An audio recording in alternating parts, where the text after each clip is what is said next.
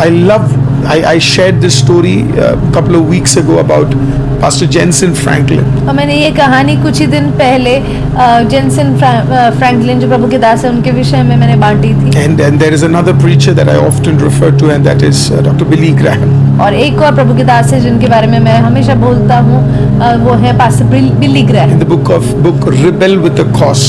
और एक किताब है जिसमें जिसका नाम है rebel with a cause. Written by Franklin Graham.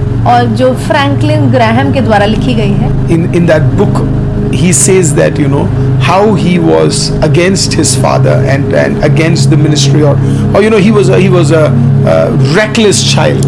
और उस प्रकार से वो लिखते हैं कि वो किस तरीके से अपने पिता के खिलाफ थे और उनकी सेवकाई के खिलाफ थे, और वो कैसे एकदम ही एकदम ही बिगड़े हुए या बिल्कुल फैले हुए एक बच्चे थे. Imagine I'm talking about a man of God that has preached to millions and billions of people. और आप ध्यान रखिएगा, मैं उस बेटे की किताब के बारे में कह रहा हूँ जिसके पिता ने लाखों सैकड़ों करोड़ों लोगों तक सुसमाचार पहुंचाया और प्रचार किया है. I have got the autobiography of Billy Graham and I have read it multiple times. और मेरे पास बिली ग्राहम जी का जो किताब है जो उन्होंने खुद लिखा है, वो ऑटोबायोग्राफी जो है वो मेरे पास है, मैंने बहुत बार उसे पढ़ा है. And he said that me and Ruth Bell Graham would constantly pray and show love and pray and show love and pray and show love and pray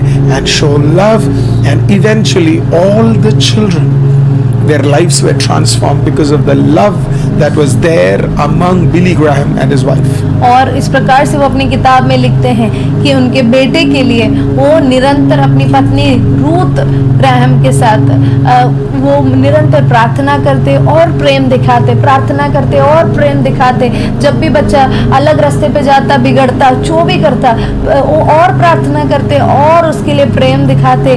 और हुआ ये कि अंत में उनके सभी बच्चे परमेश्वर में स्थिर भी हो गए, सेवकाई के एक बहुत ही मेजर भाग बन गए.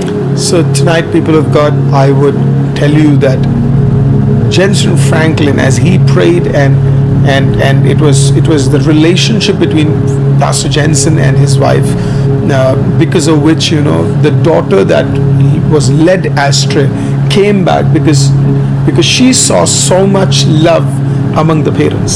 और इस प्रकार से जेनसन फ्रैंकलिन की कहानी ये है कि उनकी बेटी भटक गई थी, दूर चली गई थी, लेकिन वो बेटी वापस सिर्फ इस वजह से आई क्योंकि उनके माता पिता के बीच में इतना ज्यादा प्रेम था. वो प्रेम उसको कहीं और नजर नहीं आया, लेकिन अपने माता पिता के रिश्ते में उसे दिखा और वो घर लौट आई. One of the preaching she said like this. और एक प्रचार में इस प्रकार से उसने कहा, I did not have to go far away to find love.